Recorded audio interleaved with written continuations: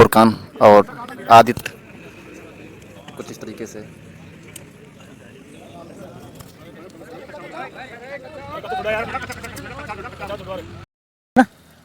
दोस्तों नमस्कार, मैं सत्य प्रकाश। आज अजनौटी गांव में होली के महोत्सव में जिस तरीके से दंगल का कार्यक्रम था और दंगल में कुश्ती में विजेता हुए हैं, सारी चीजों पर हम बात करेंगे, परिचय जानेंगे और शायद ये बच्चों को सिखाते भी हैं किस तरीके से अपना संघर्ष करते हैं, क्योंकि पहलवानी जीतना पब्लिक के बीच में कोटा से आके सवाई माधोपुर से 25 किलोमीटर इधर पब्लिक का हो हल्ला ज्यादा रहता है। कैसा महसूस होता है भैया? बहन उसका क्या था नाम आपका? मेरा नाम आदित्य पहलवान है और मैं कोटा का रहने वाला हूँ। और कोटा में मैं अपने कुश्ती एकेडमी भी चलाता हूँ, जिसका नाम है सीताराम कुश्ती एकेडमी, जो कि नयापुरा में है।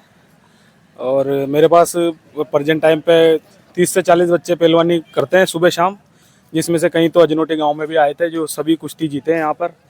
और सवाई माधोपुर की जनता का हमेशा ही बढ़िया सपोर्ट रहता है मुझे, खास करके अजनौटी गाँव में मैं पिछले 4-5 साल से आ रहा हूँ और यहाँ पर बढ़िया पब्लिक का सपोर्ट मिलता है, सरपंच साहब का सपोर्ट मिलता है, तो इसलिए बच्चों का मनोबल भी बढ़ता है। आगे कुश्ती को भी सपोर्ट करते हैं इधर की जनता, तो बहुत अच्छे दंगल होते हैं पहलवान। हम बात करें कोटा में, कोटा से मुझे लग रहा है कोई बड़ा पहलवान नहीं है। हरियाणा, उत्तर प्रदेश, उधर से बड़े बड़े पहलवान निकलते हैं, आप इधर आके एकेडमी चला रहे हैं, कैसा महसूस हो रहा है आपको?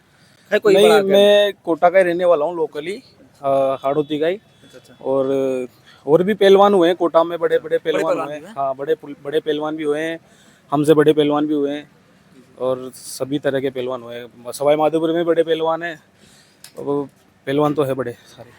आप एकेडमी खेल चलाते हैं, बाहर भी खेलने जाते हैं बच्चों को लेके कि यहीं लेकर आते हैं जैसे ग्रामीण इलाके में?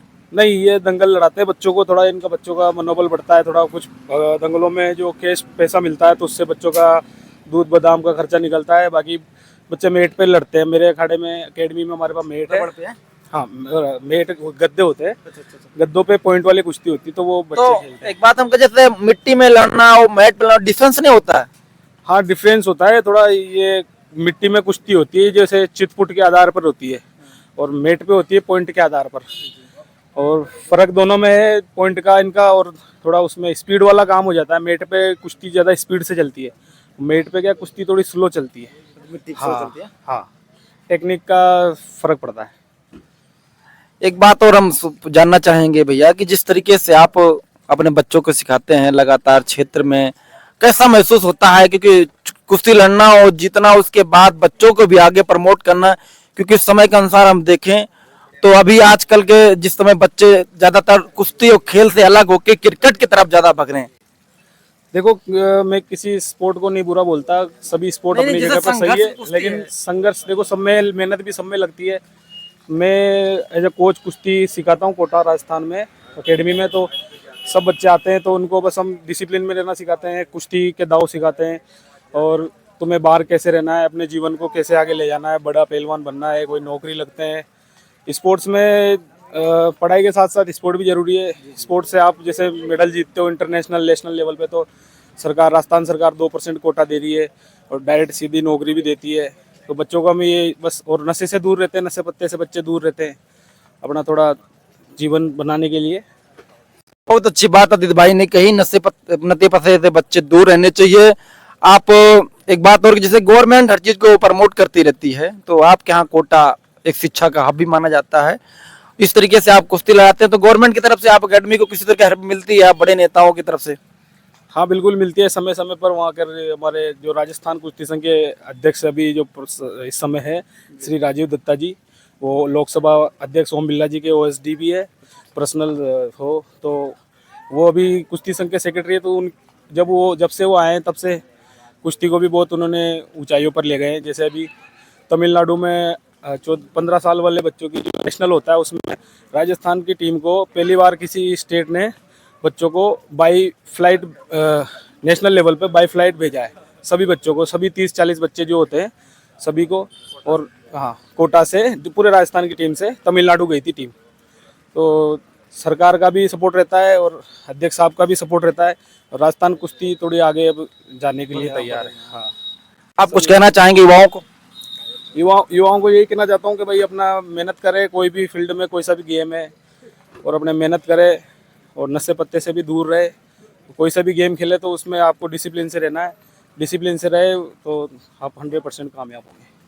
आप कुश्ती जीते यहाँ, उसके लिए बहुत बहुत बधाई। लेकिन लास्ट सवाल ये रहेगा कि आप जैसे ये हैं कि बेट से लड़ते हैं, क्योंकि यहाँ तो बेट होता नहीं है, तो कैसे आप देखते हैं? वेट से, मेट पे कुश्ती वेट से होती है, बाकी दंगलों में तो आप चैलेंज से लड़ते हैं जैसे किसी भी पहलवान से, उसमें वेट का कुछ नहीं होता, जोड़ बनती है वहाँ पे। हाँ, दिक्कत नहीं होती, वो तो लड़ना वो अपने दम पे होता है।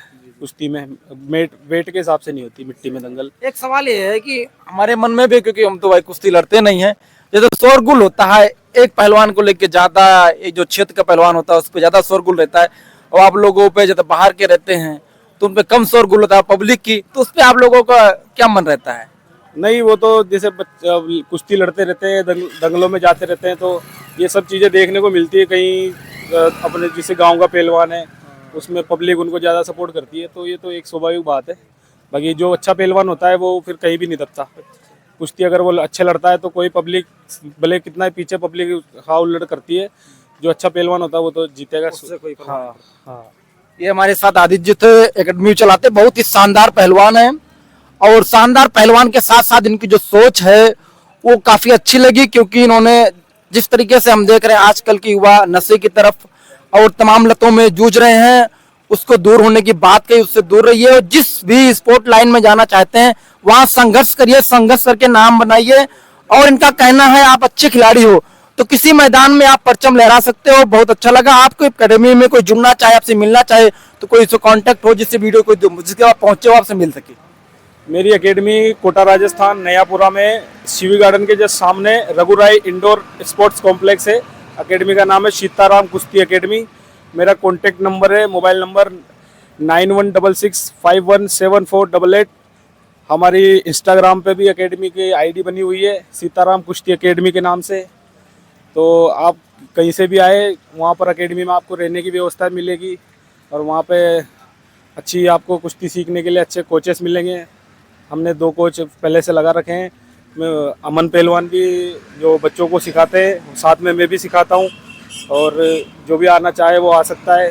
सभी को हम एक जैसा, सभी बच्चों को एक जैसे हम सिखाते हैं कुश्ती, कोई हमारे भेदभाव नहीं करते। किसी भी राज्य से, किसी भी समाज से कोई भी आओ, कोई किसी भी उम्र का बच्चा पहलवानी कर सकता है और आ सकता है। बहुत बहुत धन्यवाद। आपसे मिलके और आपके विचारों को सुन के बहुत अच्छा लगा। इस वीडियो को जो कोई देखे लोगों तक शेयर करे, और साथ ही साथ अगर जो कोई पहलवानी से शौक रखता है भाई से मिले, और इनके एकेडमी के इनको और जिससे डाइट होती सारी चीजें उनके मिल सकता है। इस वीडियो में हम आपको बता दें महत्वपूर्ण चीजें हैं, आपको लिंक डाल देंगे, इनका नंबर लिख देंगे, आपको सीधा कांटेक्ट कर सकते हैं भाई से। धन्यवाद।